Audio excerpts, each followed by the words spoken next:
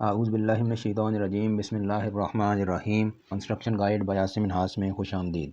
आज हम किचन की स्लैब के बारे में बात करेंगे कि किचन की स्लैब की हाइट, उसकी विड्थ, उसकी पोजीशन क्या होनी चाहिए। इस किचन की तमाम सेटिंग के बारे में, स्लैब की सेटिंग के बारे में बात करेंगे। सबसे पहला अगर स्टेप देखा जाए जो हमारे पास आता है, वो हमें चाहिए स्लैब के नीचे फुट। तो वो तकरीबन 6 इंच हाइट होगी, यानी आप फ्रंट पर जितनी जगह पे आपकी स्लैब है, वो आपने एल शेप में रखी है या ब्रैकेट शेप में रखी है। तो यहाँ पे मैंने जो है ना जो शो किया वो एल शेप में। आगे जो तस्वीर आएगी उसमें आपको स्लैब पूरी ऊपर से नज़र आ जाएगी, कि ऊपर से आप देखेंगे या खड़े होकर देखेंगे तो आपको किस तरह वो नज़र आएगी। तो 2 रत्ते आप लगाएंगे ईंटों के, वो 6 इंच के बन जाएंगे। और उसके बीच में आपने कचरा वगैरह डालकर, रोड़ी वगैरह और कोई छोटी मोटी जो चीज़ें होती हैं बाकी मांदा इस्तेमाल के बाद जो चीज़ें बची होती हैं, मसको बजरी होगी, को रेत होगी, इस रात उसको फिर आपने प्लास्टर कर देना है।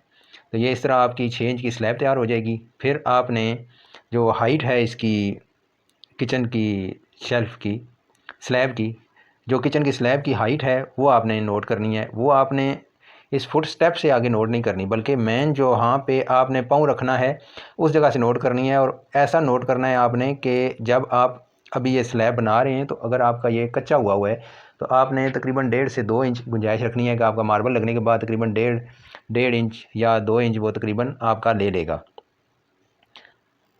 किस्सा मुख्तसर ये कि अगर आपने अभी मार्बल या टाइल नहीं लगाई, तो अगर टाइल लगानी है तो वो भी प्लस्तर होगा, और तकरीबन 2-1 इंच आप उसका मार्जिन रख लें कि आपकी जब टाइल या मार्बल लगेगा तो 2 इंच तकरीबन वो और मज़ीद ऊंचा हो जाएगा। उस हिसाब से आपने तकरीबन जो स्लैब डालनी है उसकी जो हाइट है तकरीबन आपने 34 इंच रखनी है।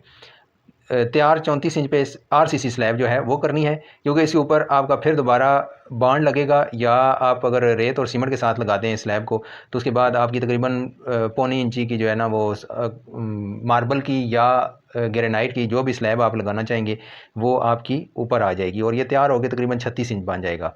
तो इस तरीके से आपने आरसीसी जो स्लैब है वो 34 इंच तैयार पर डालनी है, यानी 2 इंच नीचे से आपका फर्श आ गया और 34 ही आ गया, यानी 36 इंच मैक्सिमम आपने उसका टॉप रखना है। तो इसके बाद आप आगे ये देखें कि इसकी थिकनेस कितनी होनी चाहिए जो आप स्लैब डालेंगे। इसकी थिकनेस 2 इंच से लेकर आप 3 इंच तक रख सकते हैं। आपका दिल चाहता है तो आप 2 इंच रख लें, 2.5 रख लें, 3 रख लें, 3 से मोटी नहीं होनी चाहिए।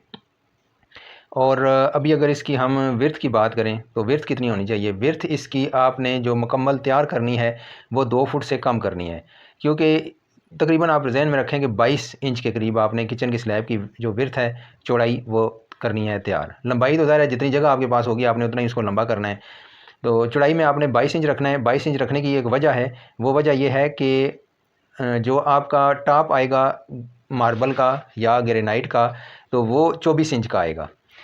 अभी आपके पास नीचे 2 इंच एक्स्ट्रा जगह बचती है, उसमें से तकरीबन 1 इंच या सवा इंच आपकी जो आप पल्ले लगाएंगे बोर्ड के, तो जो लकड़ी का फ्रेम लगेगा वो आपका तकरीबन सवा इंच या 1.5 इंच वो ले लेगा, और आपके पास तकरीबन आधी इंच या पौनी इंच स्लैब आपकी आगे रहेगी। इसमें ये होता है कि अगर कोई पानी वगैरह गिरता है आपकी स्लैब पर, मार्बल या ग्रेनाइट पर, तो वो आप अगर नीचे गिराते हैं तो उससे आपका जो ये लकड़ी है या बोर्ड है ये ख़राब नहीं होता। आरसीसी स्लैब की चौड़ाई यहाँ पे आपको देखें वाज़िह नज़र आ रही है कि ग्रे कलर की आरसीसी स्लैब बनी हुई है, और इसकी जो चौड़ाई आरसीसी की है वो 22 इंच है। और आगे मज़ीद चलेंगे तो फिर मैं आपको ग्रेनाइट वाली पोजीशन में भी बता दूंगा कि इसकी टोटल फिर चौड़ाई कितनी हो जाएगी। अभी आप जिस तरह की स्क्रीन में देख रहे हैं कि एरो शो कर रहा है किचन के दरवाजे को। ये किचन का दरवाज़ा आपका 3 फीट का होगा, और ये अंदर की जानिब खुलेगा उस दीवार की जानिब जो कि प्लेन दीवार है। और ये दरवाज़ा, इसकी हाइट तकरीबन 7 फुट होगी, और इसकी विड्थ जो है 3 फुट है, और ये अंदर की जानिब खुल रहा है। किचन के अंदर जो आपने सिंक का साइज़ रखना है वो तकरीबन 1.5 बाई 2 फीट का रखना है, यानी 18 इंचज़ बाई 24 इंचज़ इसकी लंबाई और चौड़ाई होनी चाहिए। वैसे इसमें छोटे साइज़ के सिंक भी आते हैं, लेकिन छोटे साइज़ के सिंक में फिर बर्तन धोना ज़रा मुश्किल हो जाता है, पानी बाहर गिरने का ख़तरा होता है। इसलिए कोशिश यही करें कि 1.5 बाई 2 का आप सिंक रख लें। बाज़ दफ़ा ऐसा भी होता है कि बड़े साइज़ के सिंक भी आते हैं, तकरीबन 3.5 4 फुट के भी आते हैं, वो डबल बॉडी में होते हैं। अगर आप उस तरह का रखना चाहें तो तब भी रख सकते हैं, और अगर आप सिंगल रखना चाहें तो तब भी रख सकते हैं। यहाँ पे स्क्रीन में मैंने ये बेसिकली ये जो सामने नज़र आ रही है ये आरसीसी स्लैब है। तो अभी जब हम इसमें रखेंगे फाइनल फिनिशिंग में आगे, फिर मैंने ब्लैक ग्रेनाइट में दिया हुआ है, तो वहाँ पे मैंने सिंक डबल रखा है, ताकि अगर किसी को डबल पसंद है तो डबल रख ले, और अगर किसी को सिंगल पसंद है तो सिंगल रख ले। लेकिन डबल का फिर साइज़ आपने चेक कर लेना है। जब भी आपने सिंक का ये सुराख फाइनल करना है तो आपने उसके लिए बहुत ज़्यादा ज़रूरी है कि अगर सिंगल सिंक रखना है तो आप सिंगल बाउल लेकर आएँ और मिस्त्री को दे दें, ईंटों के टुकड़े वगैरह डाल देते हैं ताकि यहाँ पे कंक्रीट ना पड़े और उनको तोड़ फोड़ दोबारा फिर ना करनी पड़े। तो इसलिए आपने उनको बाउल ला के देना है। और अगर आपने बड़े साइज़ का सिंक रखना है, डबल बॉडी वाला, जिसमें 2 टप होते हैं, तो आपने फिर उनको वो ला कर देना है ताकि वो उस हिसाब से उस जगह की मार्किंग करके तो उस जगह ईंटों के टुकड़े रख दें, ताकि उस जगह पे आपकी कंक्रीट ना भरी जाए और उस जगह वो सरिया वगैरह भी नहीं डालते, ताकि वापसी पे फिर आसानी जब उन्होंने बाउल रखना हो तो वो रख देते हैं। तो बाउल रखने का भी एक ख़ास तरीका है, वो भी मैं आपको टेक्निक बता देता हूँ, जिसकी वजह से अगर आप जिस तरीके से मैं आपको बताऊंगा, अगर आप इस तरह बाउल रखेंगे या इस तरह अपना सिंक सेट करेंगे तो फिर आपके किचन के अंदर सेम नहीं आएगी। वरना आमतौर से होता है कि वो सिलिकॉन वगैरह लगा कर उसको फिट कर देते हैं और थोड़े अरसे बाद जब सिलिकॉन पानी वगैरह पड़ने की वजह से 6 महीने, साल, 2 साल के बाद जब वो उखड़ जाती है तो फिर पानी वहाँ से अंदर जाता है स्लैब में और फिर वहाँ से अलमारी के अंदर जाता है नीचे शेल्फ में और फिर लकड़ी को वो ख़राब करता है।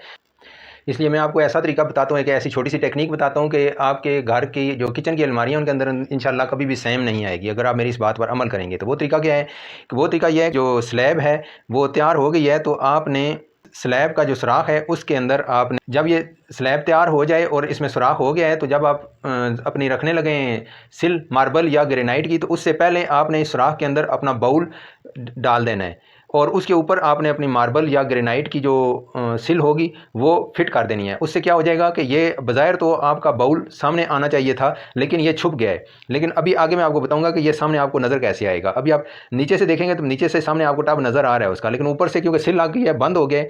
तो इसका तरीका ये होता है कि आपने जहाँ से आपने मार्बल लिया है वहीं से आप ग्राइंडर वाला बंदा लेंगे, उन्हें कहेंगे कि हमें जो हमारी जो सिंक की जो स्लैब है, सिंक वाली स्लैब, वो मौके पर जाकर किचन के अंदर वो काट कर हमें दे। इसका वो हो सकता है आपसे 500, 1000, 1200, 1500 रुपये मुआवजा ले ले। लेकिन इससे ये होगा कि आपने जो सिंक की स्लैब कटवानी है वो जिस तरीके से आपकी स्लैब फ्रंट से बाहर निकली हुई होती है, इसी तरह आपने आधा आधा इंच जो आपका बाउल है उससे कम कटवानी है, जो बाउल का साइज़ है, ताकि जितना भी पानी हो वो बजाय इसके कि वो आपकी किचन की अलमारी के अंदर जाए, वो अगर शेल्फ़ के ऊपर अगर आपका जो स्लैब है ग्रेनाइट या मार्बल की उसके अंदर ऊपर अगर आप बर्तन धोने से कोई पानी वगैरह आ जाता है या गीले बर्तन रखते पानी आता है, तो जैसा ही आप वाइपर करें, वाइपर से स्वीप करें या हाथ से करें, तो वो सारा पानी सीधा बाउल के अंदर आ जाएगा और आपका जितना भी पानी होगा वो आपकी लकड़ी को या आपके जो नीचे बोर्ड लगे हुए हैं, जो आप पल्ले लगे हुए हैं आपके विम बोर्ड के या चिप बोर्ड के, वो खोलने से वो उन पल्लों के ऊपर पानी नहीं पड़ेगा, ना ही लकड़ी को वो मार करेगा, बल्कि सीधा आपके उस बाउल में उस टब के अंदर आएगा और वहीं से ड्रेन पाइप के ज़रिए वो सीधा बाहर किचन से बाहर चला जाएगा और घर से बाहर वो पानी आउट हो जाएगा। तो ये एक छोटी सी टेक्निक है, अगर आप इसको इस तरीके से अप्लाई करेंगे तो इंशाल्लाह मुझे उम्मीद है कि आपके घर के अंदर इंशाल्लाह जो नमी या सेम या स्मेल सी आती है हर बार गीला रहने की वजह से या काकरोच वगैरह पैदा हो जाते हैं, तो वो इंशाल्लाह नहीं होंगे। अभी बात करते हैं किचन की स्लैब के अंदर जो सरिया आपने डालना है बनाते वक्त, वो कितना होगा। और कोशिश यही करनी है आपने कि स्लैब डालने से पहले ही आप इसके जो तेगे हैं या नीचे जो स्पोर्टें आपकी स्पोर्टिंग वाल्स आनी हैं वो बनवा लें और उनको अच्छे तरीके से प्लस्तर करवा लें, क्योंकि बाद में ये मिस्त्री लोग जो है ना सही तरीके से प्लस्तर नहीं करते और बड़ा रफ सा प्लस्तर होता है कि जी हमारा हाथ नहीं जा रहा, हम बड़ा ईजी नहीं है ये वो। अगर आप ये सिंगल रद्दे की दीवार लगवा लें तब भी, अगर आप तेगा लगवा लें तब भी, दोनों सूरतों में यह आसानी से लग जाएगा। और उसकी हाइट आपने तैयार जो आपका फ़र्श होगा या बिलफर्ज आप कच्चे पर खड़े हैं तो 31 इंच तैयार करेंगे, 3 इंच की आप RCC की स्लैब होगी, स्लैब तैयार होकर 34 हो जाएगी। उसके बाद आप जिस तरह की अभी तस्वीर में देख रहे हैं कि सिंक भी लगा हुआ है डबल बॉडी वाला, तो ये ब्लैक ग्रेनाइट मैंने ऊपर डिस्प्ले में शो किया है एल शेप में, आपकी जो सिलें पड़ी हुई हैं, तो ये आपका जो 34 के बाद जब आपकी सिलें लगेंगी तो ये तैयार जो है ना 35.5 या मैक्सिमम 36 तक जाएगा, बल्कि अंदाज़ा मेरा है तकरीबन 35.5 तक ही ये रहेगा। और इसकी जो विड्थ है वो आपने, जो सिल की विड्थ है वो आपने 24 इंच की करनी है। और इसके अंदर जो आपने सरिया डालना है वो आपने कढ़ाई में जो खाना अंदर रखना है, सरिया 4 सूत्र का डालना है और खाना 6 इंच अंदर रखना है। और जो लंबाई में है वो 3 सूत्र का सरिया डालना है और खाना अंदर 8 इंच का रखना है आपने। और इसके बाद जो आपने टॉप देना है ग्रेनाइट का या मार्बल का वो 24 इंच का देना है। नीचे 1 इंच आपका लकड़ी का फ्रेम ले लेगा और पीछे जो बचेगा वो 1 इंच आपका तकरीबन आगे बढ़ा हुआ होगा। और इसके अलावा आपका ये सिंक, ये आपके किचन की पोजीशन होगी। यहाँ पे आपको दरवाज़ा भी शो हो रहा है, स्लैब भी शो हो रही है, सिंक भी शो हो रहा है, और इसकी विड्थ जो है 24 इंच शो हो रही है, और इसकी हाइट जो है तैयार होने के बाद, नीचे फर्श लगने के बाद पाँव वाली जगह पे, और ये स्लैब ये तकरीबन 35.5 इंच है। और ये एक आइडियल साइज़ है कद के हिसाब से, ये ना ज़्यादा ऊँचा है और ना ही ज़्यादा नीचे। किसी किस्म की अगर कन्फ्यूजन हो, कोई बात आपको समझ नहीं आ रही, तो आप मेरे व्हाट्सएप नंबर पर मुझसे रब्ता कर सकते हैं। व्हाट्सएप नंबर मैं आपको बता देता हूँ, 0334500669। और मुल्क से बाहर जो बंदे अगर वो मुझसे रब्ता करना चाहे, कोई बंदा पाकिस्तान से बाहर, तो वो +92 या 0092 334 500 6869।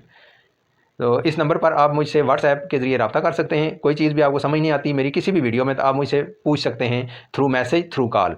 तो अगर मैं कॉल अटेंड ना कर सकूं किसी वजह से, तो आप बराए करम अपना मैसेज, वॉइस मैसेज छोड़ दें, मैं इंशाल्लाह आपको रिप्लाई दे दूंगा। अगर आपको मेरी ये वीडियो अच्छी लगी है तो बराए करम मेरी इस वीडियो को लाइक करें, अपने तमाम दोस्तों और फैमिली के साथ इसको ज़्यादा से ज़्यादा शेयर करें, ताकि ये मालूमात उन तक भी पहुँच सकें और वो भी इससे मुस्तफ़ीद हो सकें। कमेंट्स सेक्शन के अंदर अपनी कीमती आरा से हमें ज़रूर आगाह करें, ताकि हमारी इस्लाह हो और हम बेहतर, मुफीद और मालूमाती वीडियोस आपके लिए बना सकें। आपसे एक दरख्वास्त ये भी है कि मेरी और मेरी टीम की हौसला अफजाई के लिए बराए करम मेरे इस चैनल को सब्सक्राइब कर दें और घंटी के बटन को भी प्रेस कर दें, ताकि मेरी आने वाली हर वीडियो का नोटिफिकेशन आपको सबसे पहले मौसूल हो सके।